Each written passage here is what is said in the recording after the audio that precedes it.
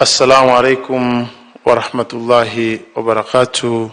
Amani, rehma na baraka za Mwenyezi Mungu ziwe juu yenu. Kwa majina naitwa Mwalimu Rwegoshola M. Ayubu, ni mtaalamu wa masuala ya elimu. Tunaendelea na hoja muhimu zinazohusu walimu wa Tanzania, na tumefika sasa hoja ya 6 ambayo inasema nidhamu na mamlaka ya mwalimu. Tunasema elimu bila nidhamu ni maarifa yasiyo na mwelekeo. Kuna mwanafalsafa mmoja anaitwa Ginger Quiz aliwahi kusema uhuru bila mwongozo uzaa vurugu.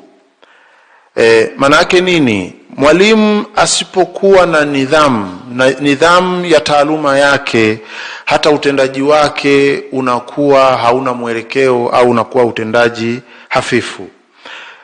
Tafiti nyingi zimefanyika kuonesha namna nidhamu inapokuwa imeshuka, elimu nzuri nayo haipatikani.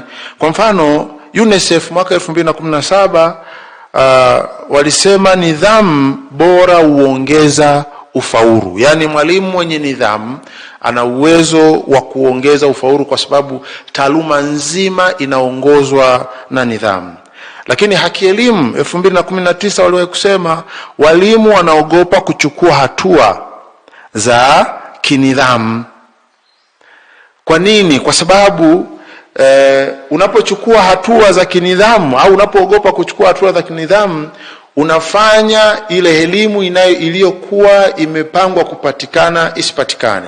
Hivyo nidhamu ni msingi wa taaluma ya elimu. Walimu wote wenye nidhamu ndio ambao wanafikia malengo ya kielimu ambayo yamewekwa na taasisi au wizara kwa ujumla. Kuna mfano halisi. Mzazi anamzuia mwalimu kumchukulia hatua mtoto mwenye utovu wa nidhamu. Hebu jiulize, kama mzazi anamzuia mwalimu kumchukulia mwanae hatua ya kinidhamu, huyu mwanafunzi, je, ataelewa yale mwalimu anayomfundisha? Au je, huyu mwalimu hatajisikiaje wakati anamfundisha mwanafunzi huyu?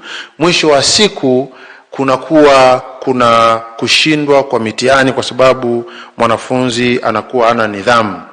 Vivyo na mwalimu anapokuwa hana nidhamu pia anapaswa achukuliwe hatua za kinidhamu ili kuweza kubaki katika falsafa na miongozo ya kitaaluma ya elimu. Athari kwa mwanafunzi pale ambapo nidhamu inakuwa haizingatiwi upande wa elimu. Moja, kupoteza muda wa kujifunza. Kwa sababu kulinda muda ni nidhamu. Mwalimu kuingia darasani kwa muda ni nidhamu. Mwanafunzi kuingia darasani kwa muda ni nidhamu. Kwa hiyo nidhamu inapozingatiwa, mwanafunzi anafikia lengo. Lakini nidhamu isipozingatiwa, kuna kupoteza muda wa kujifunza. Lakini pili, kujifunza kukaidi mamlaka. Mzazi anapomzuia mwalimu kumchukulia hatua za kinidhamu mwanafunzi, anamfundisha mwanafunzi kukaidi mamlaka. Hata akiwa mtu mzima atakuwa yeye ni mtu wa kukaidi mamlaka, na mwisho wa siku kama taifa hatuwezi kufika kwenye malengo. Lakini nidhamu isipochungwa kwa mwanafunzi, kuna mazingira hatarishi ya shule. Tumesikia mara kadhaa wanafunzi wamefanya mambo ya ajabu kweli shuleni kwa sababu hawachukuliwi hatua za kinidhamu, au walimu wanaogopa kuwachukulia hatua za kinidhamu kwa sababu wanaogopa wazazi na jamii kwa ujumla.